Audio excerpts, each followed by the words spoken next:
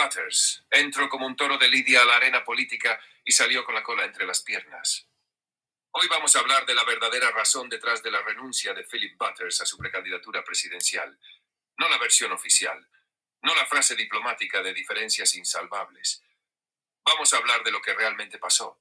La prepotencia, la arrogancia, la patanería, el desprecio por los demás y la caída emocional del personaje mediático que creyó que la política era su cabina radial. Porque sí, Philip Butters entró como un toro de lidia a la arena política. Pero cuando le tocó ser toreado, se quedó sin aliento. Desde el primer día, Philip Butters no hizo política, hizo espectáculo.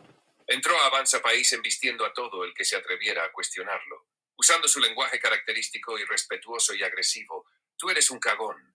¿A quién le has ganado tú? Mermeleros. Tú no le has ganado a nadie. Él para bien su pelota. Frases que en radio sonaban a show, pero que en política se convirtieron en señales de alarma. Butters actuaba como si la plaza fuera suya, como si todos tuvieran que aplaudirle, como si la fuerza de su voz fuera suficiente para gobernar un país. El toro es toreado por primera vez. Pero la política tiene algo que él no entendió. La política responde, la política evalúa, la política te mide. Y cuando Avanza País empezó a pedirle organización, disciplina, propuestas, estructura, el toro empezó a conocer la muleta. Cuando el presidente del partido cuestionó su compromiso económico y político, Philip respondió con una embestida torpe, que el partido no tenía organigrama, que no había orden, que no había financiamiento. Pero lo que realmente pasaba era otra cosa. Por primera vez alguien le decía no, y él no sabía cómo enfrentarlo. El punto de quiebre. Juliaca. El verdadero quiebre ocurrió en octubre del 2025, en Juliaca. Después de una entrevista en Radio La Decana, salió y encontró una multitud furiosa. Piedras, palos, basura, gritos, insultos. Una turba indignada por sus declaraciones pasadas sobre las protestas. Un pueblo que había visto muertos y heridos y escuchó a Butters burlarse de su dolor. La policía tuvo que sacar a Philip Butters con casco, escudos, corriendo entre empujones. Varios policías terminaron heridos. Fue un caos. Un escenario real donde el personaje mediático se enfrentó a algo que no podía controlar. La consecuencia de sus propias palabras.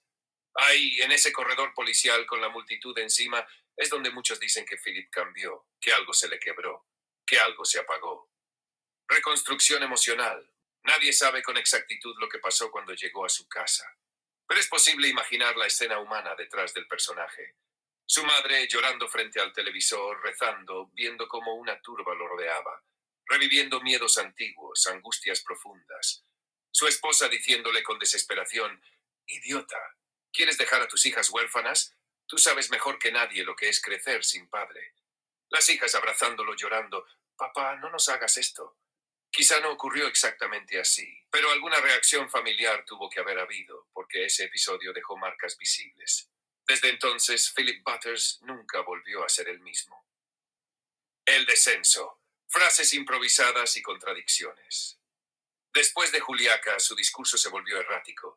Dijo cosas que desconcertaron incluso a sus propios seguidores, que no existían los caviares, que los travestis podían adoptar.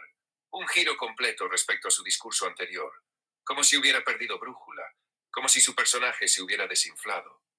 Su otro punto débil, los estudios, a eso se sumaba algo que siempre lo perseguía, su falta de estudios universitarios. Cuando se lo preguntaban, él respondía con arrogancia, pero se notaba la herida.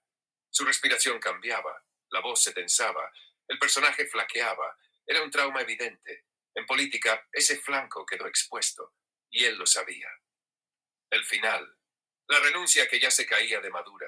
Cuando Avanza País cuestionó su compromiso y cuando la prensa repetía las imágenes de Juliaca, la candidatura de Butters empezó a desplomarse. La carta notarial del 5 de diciembre solo puso el sello final. No fue un acto de firmeza, fue un acto de rendición. El toro ya no tenía plaza, ya no tenía fuerza, ya no tenía público. Sucesión. Mientras el toro caía, el partido empezó a mirar hacia otro perfil. Y el nombre que se impone dentro de Avanza País no es el de un comunicador, sino el de un militar respetado por la historia del Perú. El general Williams, héroe de la Operación Chavín de Huántar, quien aparece como el sucesor natural dentro del partido, como figura de orden, disciplina y autoridad frente al desgaste del liderazgo mediático. Philip Butters no cayó por un enemigo político. No cayó por una campaña de demolición, no cayó por falta de apoyo, cayó por sí mismo, por su arrogancia, por su desprecio, por confundir un micrófono con un país. Cayó porque creyó que embestir era gobernar, que gritar era liderar, que humillar era convencer. La política le mostró que no basta con ser toro, hay que ser torero. Y ese arte Philip Butters nunca lo aprendió.